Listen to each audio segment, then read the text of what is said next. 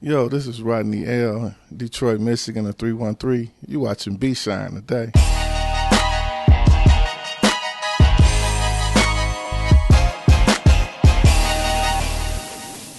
Everybody in my neighborhood, we were pretty much locked in on Ice-T, Eazy-E, NWA, Public Enemy. Definitely, had it going on. Luke Skywalker down in Miami, of course, he had it going on with the 2 Live crew. And Digital Underground. We would hear them more or less in the streets, in the clubs, playing basketball, hanging out, at the parks. People had a radio going, and back then CD players and stuff like that. So, pretty much that's how we got accustomed. Some of the music, if you listen to the lyrics, wasn't radio friendly. So it was hard to get airplay, back then. Well, I more or less was a ghostwriter. I wasn't on the mic, but I would come up with some stuff and slide it to certain individuals, and they would feel it. The next thing you know, it's on wax. We were basically rhyme about what we see, what we experience, and from there, it'll catch on. You know what I mean? We were more social conscious about the stuff that we would say. Like the group X Clan, if anybody familiar with X Clan. X Clan was one of the most social conscious groups, like Public Enemy. We try to have a message in it. If it's not in the beginning, it'll be at the end. You have my boy Awesome Dre, the Hardcore Committee. You had Chaos and Maestro, B Def. You had a female named Smiley. Detroit Most Wanted had a guy in there, Mossy Ski. It was a lot of people, man. K Stone. We really had to push our music because radio, it was hard to get radio play from local acts. They felt like we had to sell certain amount of units in the streets before they give us consideration, or they needed to field maybe 75 or 100 requests per day for your song for you to get played on the radio station. So, it was a big fight for a lot of the Detroit rappers, to try to get some play, get some airplay.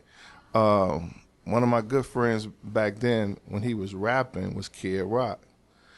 Kid Rock, a lot of people don't know, Kid Rock started off rapping first before he turned over to the music he's doing now. Kid Rock was heavily in the streets with us. He was on Jive Records back then. And he was a local DJ as well. So, he went to New York and got a deal with Jive Records. Was living with D Nice. So Kid Rock was getting airplay, back then. The guy Awesome Dre, he ended up getting some airplay with his song, Frankly Speaking. He had got a deal with Priority. So it was a couple, of the Detroit acts that did get radio play and then had videos and went national, got some national exposure out of it. Well, Ice-T is my stepbrother, so, that's family, you know what I mean? So it was funny, back in the days, we would be driving in the car and he would recite some raps, And he would say, man, what you think about this? And I just be like, yeah, okay, that was nice. Wasn't really paying him attention, but lo and behold, after he relocated to California, he ended up getting together with Jimmy Jam and Terry Lewis, and they ended up doing the first beat for his single. When my homeboy Ice Cube took me up under his wing, and that's when he went solo, when he left NWA. We met on tour. I believe it was the Nitro tour with LL Cool J. It was like LL Cool J, Slick Rick, Eazy, Big Daddy Kane. And we were in a hotel. I had walked up to him and, We were talking. I expressed to him how much I like his music and was a fan of his. And he told me, he said, wait a minute, stand right here. So he went in the room, came back out, gave me a T-shirt. We would sit down and, talk, hang out a little bit, and struck up a friendship, man. It was a blessing to me. He took me up under his wing. I started working for his record company, Lynch Mob Records, and the Detroit representative for the record label, and end up, booking dates for him as well. I do career days for the Detroit Public Schools, and I try to tell people never let nobody discourage your dreams or your ambitions on something that you're trying to do, because you will have a doubting Thomas around you, and they might not give you no encouraging words on what you're trying to pursue. But if it's in your heart and it's a part of God's plan, it'll come to fruition. I'm grateful and I'm honored to still be in the game this long. I've seen a lot of people come and go, man, and it's not easy, to maintain. I was just very fortunate to be with some hard-working people such as Ice-T and Ice Cube. I was working with the Notorious Big when he first came out, and unfortunately, one of the biggest highlights of my career is when I was called to be in Ice Cube's video. He called me and asked me to come to be in this video called What Can I Do? He flew me out to Van Nuys, California. That was my first time really, working with him in that capacity. And I was honored and grateful to double the role as Prince in that video, because I knew him and Prince were like best friends, and he could have easily called Prince himself and asked Prince to be in that role. But due to the fact that I had resembled Prince so strongly, he gave me the opportunity to come out there and put on one of Prince's outfits and double. So y'all go online and pull up that video, What Can I Do? That's me throwing up the peace sign, not Prince. That's me, Rodney L. from Detroit, 313, represent. One of the craziest tours I was on, bro, was with MC Hammer. Man, let me tell you, no tour buses, okay? We were flying every day on a 737, and it'll spoil you. It'll spoil you, bro. It was so cool where we would wake up, be in a lobby, have the luggage ready to go, and we would see the other people that was on tour with us leaving the night before for the 4 to maybe 6 hour bus trip. And we laughing and teasing, we'll see you tomorrow. And we would be in the next city within like 30 minutes to an hour. So cool, not going through no security. I mean, it was a blessing. That was a crazy tour we was on. It was MC Hammer, Michelle Lay was on it, a group called Troop, Boys to Men. We rotated artists back then, and Jodeci was on it as well. One of the other tours I was on, I'll never forget, man, was Ice Cube and Snoop Dogg. We toured every city in Canada. We started off in Vancouver. And I'm going to let you hear something crazy. They put the tour buses on a ferry and rode the tour buses over. I've never seen nothing like that in my life. So while we're on the ferry, I look over, I see a whale jumping up out the water. I mean, it was different for me. You know what I mean? And I tell anybody, if you can ever tour, do not tour Canada in January or February. It's one of the coldest times to ever be in Canada. I want to say big up to Belly. Belly was on that tour, and the Dog Pound, Daz and Corrupt, they were opening up.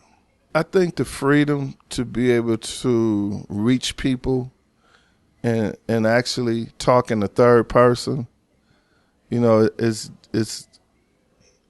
it's different when you can be you, and then you can reach people as well and get a message to them. You'd be surprised on how far hip-hop music goes. It's amazing, man, when I'm on stage and I see people in wheelchairs that's handicapped, I mean, it that right there just touches my soul to just see people on crutches, all nationalities, black, white, Mexican, Puerto Rican, Chinese. I mean, it's a good feeling when you see a variety of people out there that's digging your music, that's into you and aware of you even before you get to town. They know about you. Do you know the first time I ever got robbed was by the Detroit police? Okay? That's the first time I ever got robbed was by the Detroit police. You feel me? I done been in Compton. I done been to the ghettos in New Orleans, Florida. I done been to motorcycle clubs, bars, after-hour parties. Never had no incidents. Hung out with Bloods and Crips, Latin Kings, you name it, okay? Never got stuck up, never got robbed. But the first time I ever did get jacked was by the Detroit police. Now, I'm not saying all police are bad, don't get me wrong, because I do have police friends. But I'm just saying, that's what we deal with in society. You feel me now? So, I have mixed emotions about it. But I just wanted to put that in there that, when it's over with for me, that I got love for the music. I enjoy being friends with, and I done smoked with Biggie. I done smoked with Tupac. I done smoked with Redman. I done smoked with Method Man. I done smoked with Too Short. I done smoked with Snoop Dogg. You know what I mean? I done blazed up with Ice Cube. So, you know what I mean? We didn't put it in the air, bro. You feel me? Flavor Flav, one of the coolest friends I've ever had. Much respect, mad love for him. He's very encouraging. Flavor Flav and Chuck D, they done pushed me a lot when I was lacking confidence. Chuck D took me under his wing as well and gave me some information for a lot of the stuff that I have pre-recorded, some private stuff, behind-the-scenes footage that nobody have. I got the Notorious Big very last concert here in Detroit, Michigan. I own the rights to it, his very last show. So, stuff like that, I cherish it. I never try to put it out there for financial gain, financial purposes. The rapper from Flint, MC Breed, I have his last show he did here before he passed away.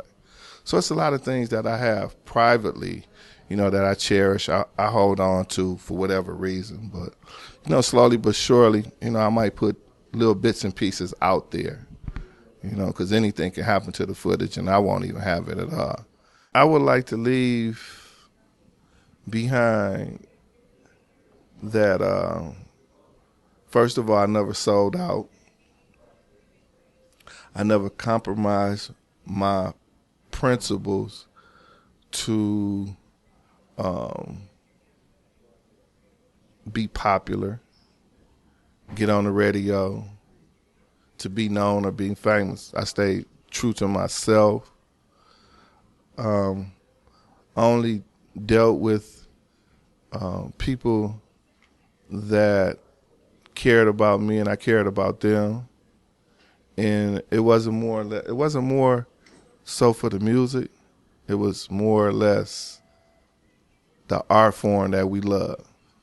So whether one person bought it or 1 million bought it,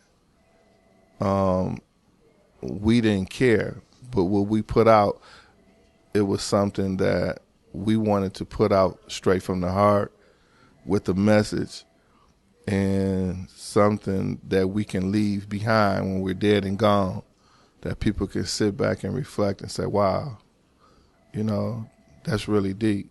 They were saying something.